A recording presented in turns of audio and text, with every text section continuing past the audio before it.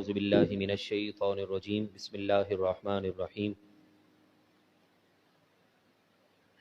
اہدنا الصراط المستقیم صدق اللہ العظیم۔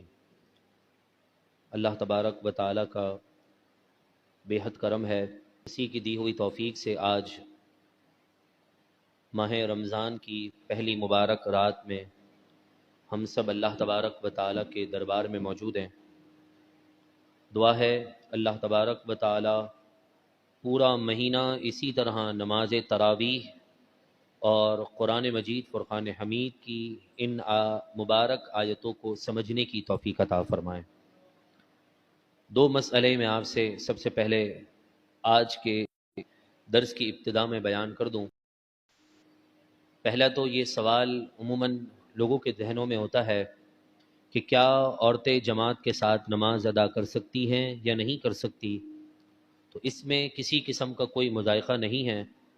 عورتیں پردے میں رہ کر غیر محرم تک نہ پہنچاتے ہوئے اگر کسی امام مسجد کے پیچھے نماز ادا کریں تو جماعت کا ثواب بھی ملے گا، بیٹھ کر رکعات سجدے کرنے کا ثواب بھی ملے گا، اور سب سے بڑھ کر الگ نماز میں ایک نماز کا ثواب اور جماعت میں 70 نمازوں کے برابر ثواب دیا جائے گا۔ بعض لوگ کہتے ہیں فلاں کے ادا کرتی تھی، لہذا کسی بھی ذہن میں، کسی بھائی یا کسی بہن کے ذہن میں کوئی بھی قسم کا اشکال پیدا ہو، آپ کے پاس آپ کے بچے موجود ہیں، سوال لکھ کر آپ یہاں پر پہنچا دیں تو انشاءاللہ اس کا جواب آپ کو دے دیا جائے گا۔ دوسری بات، عموماً خواتین کے لیے یہ مسئلہ درپیش ہوتا ہے کہ وہ پردے کے پیچھے ہوتی ہیں اور وہ نماز تراویح کے امام کو یا اس کی آواز کو سن کر رکوع اور سجود میں جاتی ہیں جس طرح مرد جاتے ہیں، مگر عموماً ایسا ہوتا ہے کہ امام سے کوئی غلطی ہو جاتی ہے تو نمازی تو امام کو دیکھ کر، مرد حضرات تو امام کو دیکھ کر اپنا فوراً رکن درست کر لیتے ہیں، مگر یہ عورتیں نہیں کر سکتی۔ تو اس کے لیے کیا حکم ہوگا؟ اس کا جواب بھی بہت آسان ہے، کیونکہ آپ نے نیت باندھتے وقت یہ کہا تھا کہ پیچھے اس امام کے۔ اب اگر امام درست ہے اور آپ سے کوئی غلطی ہو گئی ہے تو آپ کی غلطی کاؤنٹ نہیں کی جائے گی، کیونکہ جب بندہ کسی کو اپنا پیشوا مان لے، کسی کو اپنا امام مان لے، اللہ تبارک و تعالی جماعت کی برکت سے اس کی اپنی انفرادی نماز میں کی ہوئی غلطی کو معاف فرما دیتا ہے، اور جماعت کی برکت سے اللہ پوری جماعت کا ثواب ہر فرد کو عطا فرماتا ہے۔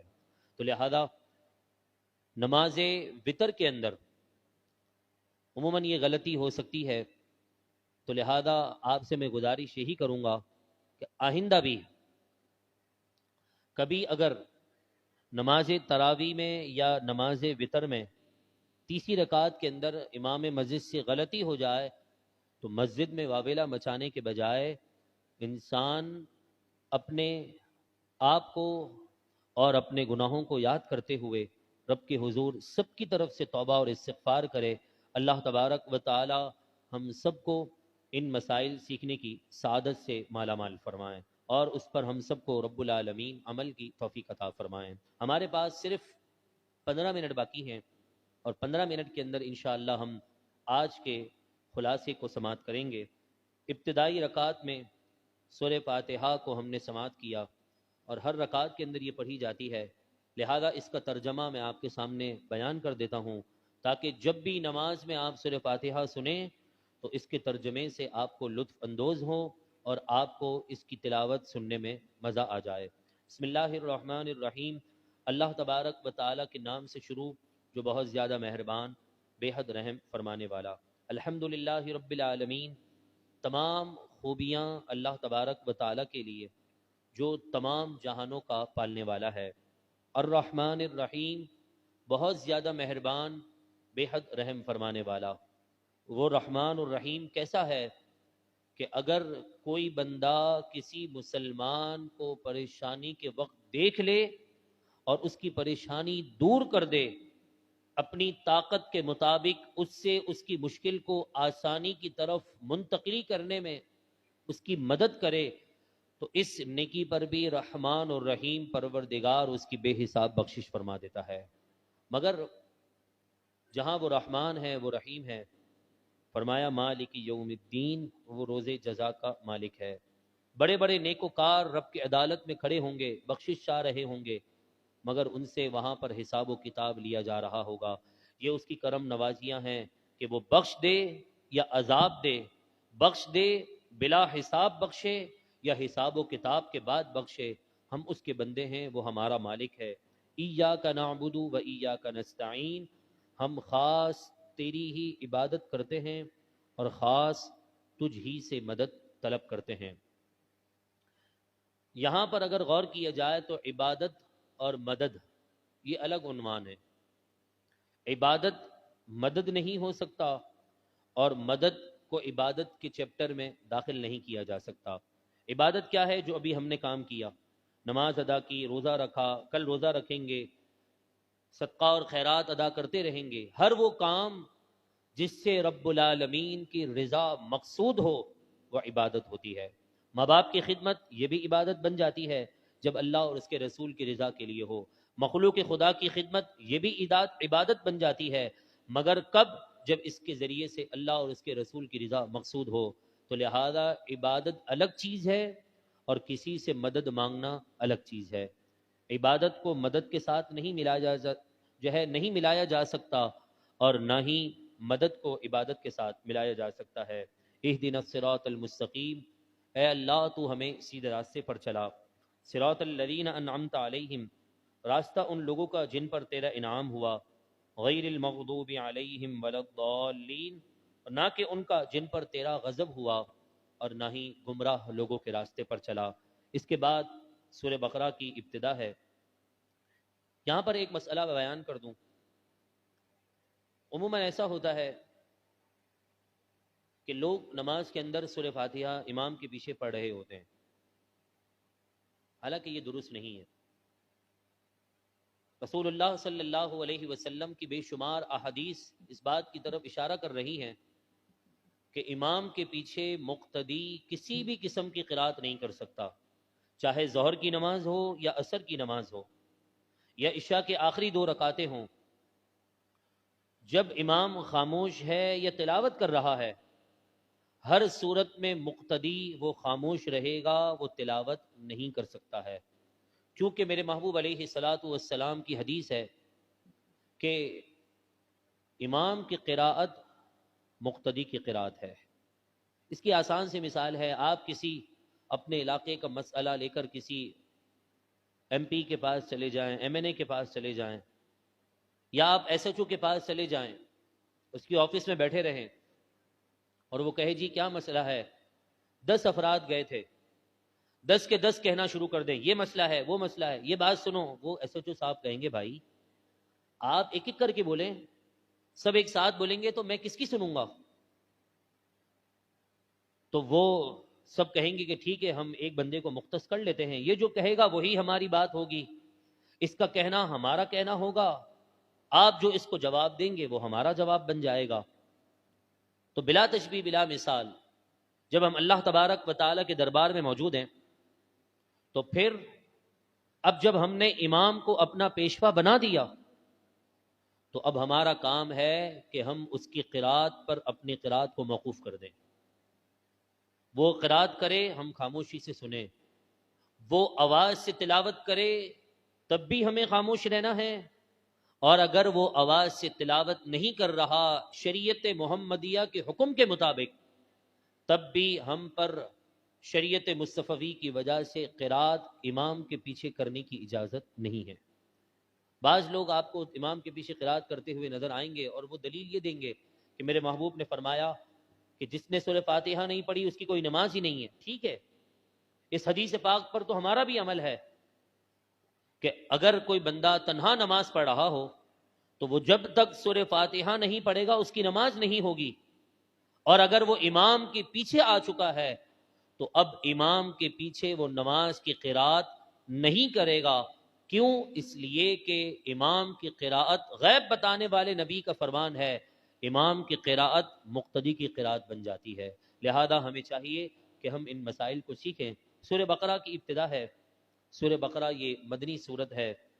اس میں 286 آیتیں ہیں اور 40 رکوع ہیں.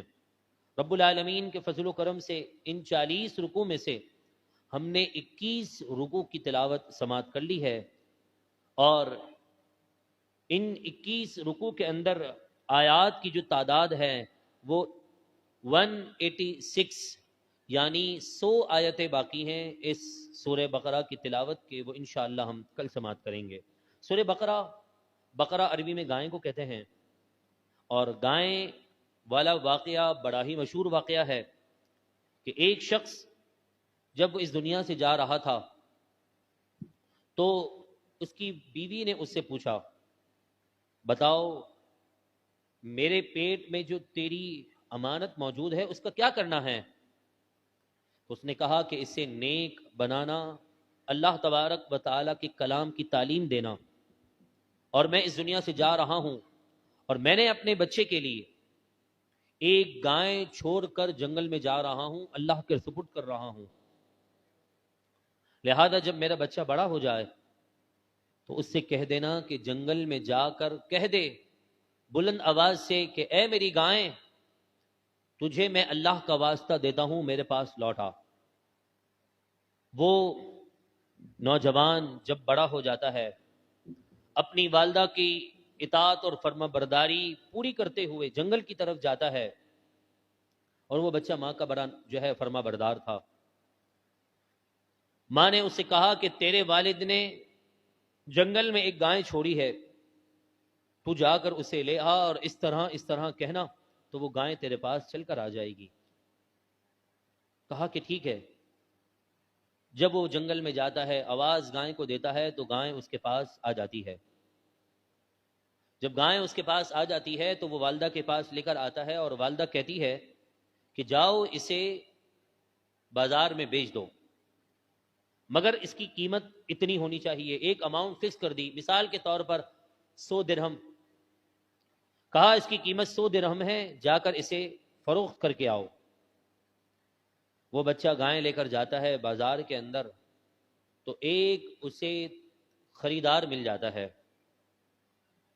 اس نے کہا کہ یہ گائے بیچو گے؟ اس نے کہا کہ ہاں، کیوں نہیں. کہا کتنے کی؟ کہا 100 درہم کی. کہا کہ چلو ٹھیک ہے، لے لو اور مجھے گائے دے دو. تو اس نے کہا کہ نہیں، میں ابھی دے تو نہیں سکتا. کیوں؟ اس لیے کہ جب میں چلا تھا گھر سے تو میری والدہ نے مجھ سے کہا تھا کہ بیٹا جب گائے کا سودا ہو جائے نا تو مجھ سے آ کر پوچھ لینا. میں اپنی والدہ سے پوچھے بغیر آپ کو گائے دے نہیں سکتا.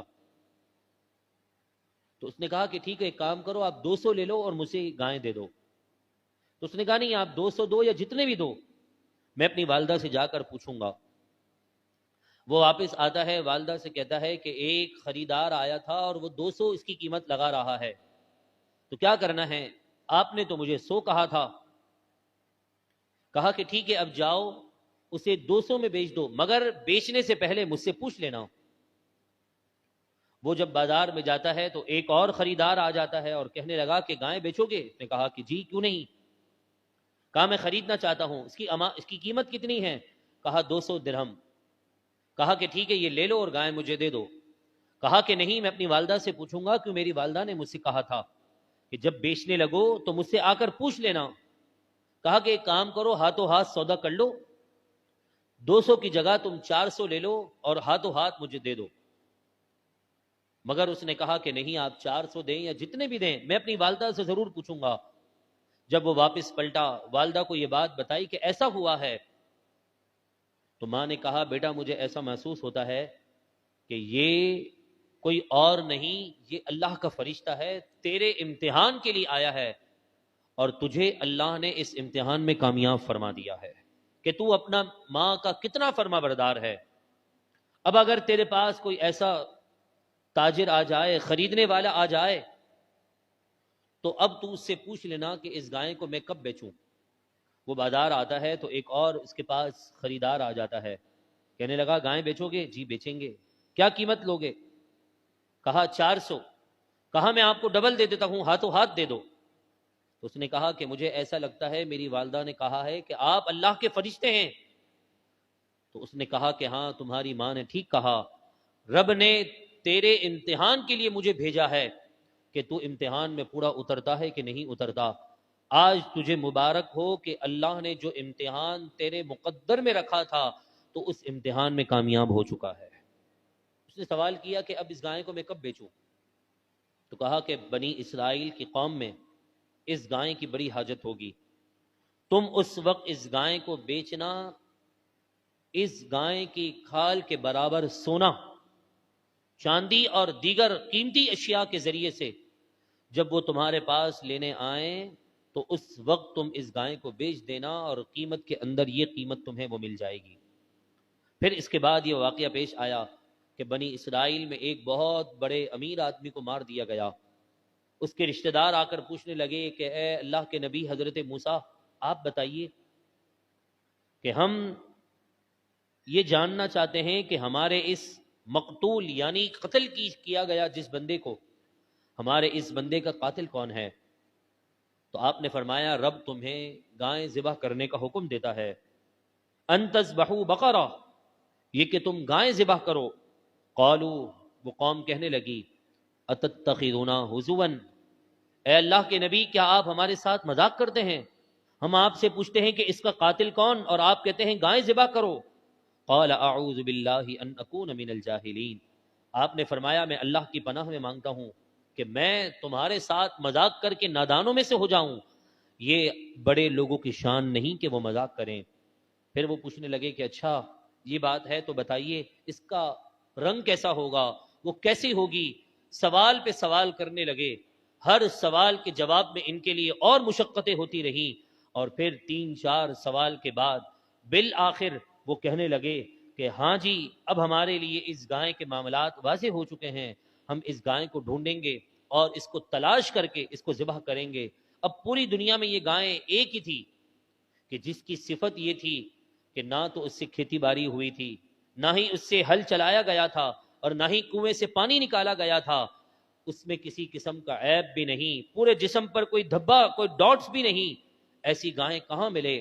پوری دنیا میں ایک گائے تھی جو اس بچے کے پاس موجود تھی، جو اپنے ماں کا بڑا فرما بردار تھا۔ لہذا نوجوانوں جو یہاں پر موجود ہیں، بچے جتنے احباب موجود ہیں، ان کے والدین اگر ابھی زندہ ہیں نا تو وہ ان کی قدر کر لیں کہ والدین اور والدہ کی خدمت کی وجہ سے، ماں اور باپ کے ادب کی وجہ سے اللہ تبارک و تعالی نے اس غریب خاندان کو اس زمانے کے امیر خاندان میں منتقل فرما دیا تھا۔ آپ میرے پاس آئیں، میں آپ کے لیے دعا کروں گا، وہ طرف شاید نہ آ سکے، آپ پریشان ہیں، کاروبار میں نقصان ہو گیا، آپ میرے پاس آئے، امام صاحب دعا کر دینا۔ میں نے کہا جی چلے ٹھیک ہے، دعا آپ کی ہو گئی، کیونکہ میں خود پریشان نہیں نا، ہر انسان کی فطرت ہے، آپ کو کوئی دعا کا بولے گا تو آپ کی بھی وہ دل کی کیفیت پیدا نہیں ہوگی جو آپ اپنی دعا کے لیے کیفیت پیدا کریں گے۔ تو جو اولاد کی آپ دعا کریں گے اپنی اولاد کے لیے، وہ امام مسجد نہیں کر سکتا ہے۔ جو ماں باپ آپ کے لیے دل جمی کے ساتھ، دل کے گر گرانے کے ساتھ جو دعا آپ کے والدین آپ کے لیے کریں گے، وہ میں تو نہیں کر سکتا، اور نہ ہی کوئی امام مسجد کر سکتا ہے۔ دعاؤں کی قبولیت کی مشین گھر میں موجود ہے، ماں باپ کی شکل میں، اور ہم مولویوں کے پیچھے نہ جانے کس کس ڈبے پیر کے پیچھے بھاگ رہے ہوتے ہیں۔ لہذا ان چکروں سے باہر آئیں، اپنے والدین کی خدمت کریں، ان کی دعائیں لیں۔ اگر ان کی دعا کا ایک جملہ نکل گیا، ساری دنیا آپ کو مل کر گرانا چاہے نہیں گرا سکتی ہے۔ کیوں؟ اس لیے کہ آپ کے ساتھ آپ کی ماں کی دعا ساتھ ہے، آپ کے ساتھ آپ کی ماں کی دعا ہے، جس کی وجہ سے آپ کے لیے رب العالمین کی رحمتوں کے دروازے کھلے ہوئے ہیں۔ اس کے بعد اس سورت اور جو ہے اس پارے کا اختتام ہوتا ہے، اور آخری جو رکعتوں کے اندر ہم نے قبلے کی تبدیلی کا واقعہ سماعت کیا تھا، آپ کو معلوم ہے کہ کل عشاء کی نماز ہماری اس مسجد میں 8:30 بجے ادا کی گئی اور آج 8:35 پہ ادا کی گئی، کیونکہ چاند رات سے اعلان تھا کہ 8:35 پہ ادا ہو جائے گی۔